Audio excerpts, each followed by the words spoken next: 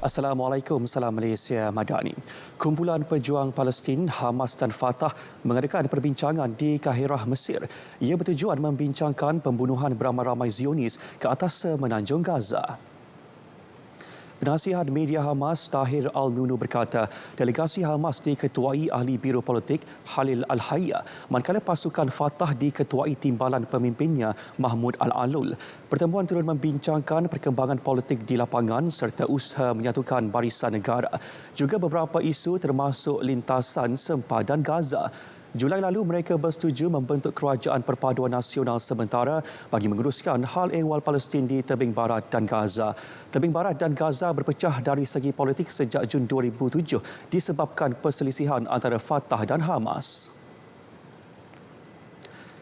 Sementara itu, angka korban akibat serangan berterusan rejim Zionis di Gaza kini meningkat kepada 42,010 mangsa. Kementerian Kesihatan memaklumkan serangan yang memasuki tahun kedua mengakibatkan 97,720 mangsa cedera.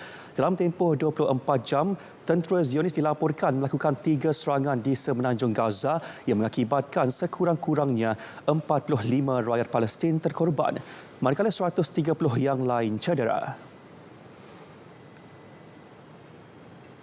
Dalam pada itu, sekurang-kurangnya 400,000 warga Palestin terperangkap di kem pelarian Jabalia akibat serangan terbaru Israel yang menumpukan kem itu.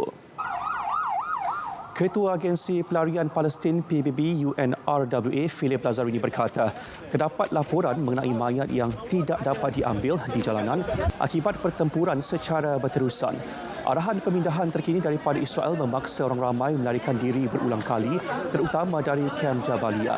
Namun mereka tiada tempat untuk dituju. Terbaru, rejim Zionis menyasarkan sekolah Fatimah binti Asad di Al-Abad Jabalia pada Rabu dan sekurang-kurangnya 15 maut akibat serangan tentera rejim Zionis ke atas Hospital Al-Yemen Al-Said di kem Jabalia. Israel digesa menangani segera situasi buruk dihadapi rakyat Gaza yang terkepung dan menghentikan penderitaan yang dialami. Demikian tegas Sekutunya Amerika Syarikat pada mesyuarat Majlis Keselamatan Pertubuhan Bangsa-Bangsa Bersatu UNSC semalam. Duta Besar AS ke PBB, Linda Thomas-Greenfield memaklumkan keadaan itu sudah diramalkan beberapa bulan lalu, namun ia masih belum ditangani.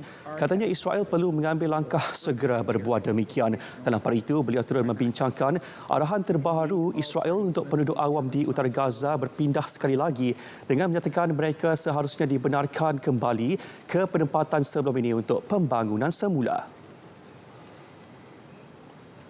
Pemimpin Asia Tenggara bakal mengadakan rundingan sidang kemuncak dengan Perdana Menteri China Li Qiang.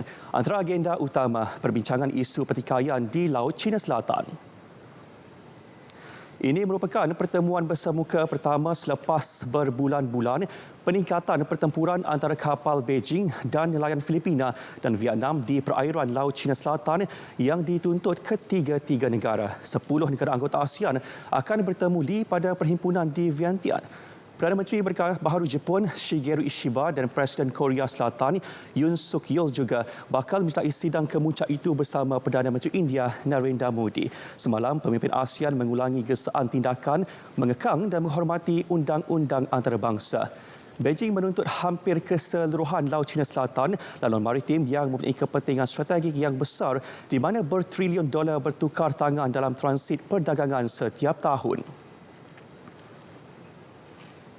Malaysia dan Singapura mencapai kesepakatan dan kemajuan berkaitan beberapa isu tertunggak antara kedua-dua negara. Perdana Menteri Datuk Seri Anwar Ibrahim berkata, isu-isu itu dibincangkan dalam pertemuan dua hala dengan rakan sejawatannya Lawrence Wong di luar sidang kemuncak ASEAN ke-44 dan ke-45 dan sidang kemuncak berkaitan pada Rabu. Ia akan dibincangkan dengan lebih lanjut dalam sesi permukiman tahunan Malaysia-Singapura hujung tahun ini. Media sebelum ini melaporkan terdapat beberapa isu tertunggak antara kedua-dua negara termasuk kawalan ruang udara, isu air dan sempadan maritim. Sekian Dunia 10 dari sungai ke segara, Palestin pasti merdeka. Assalamualaikum, salam Malaysia Madani.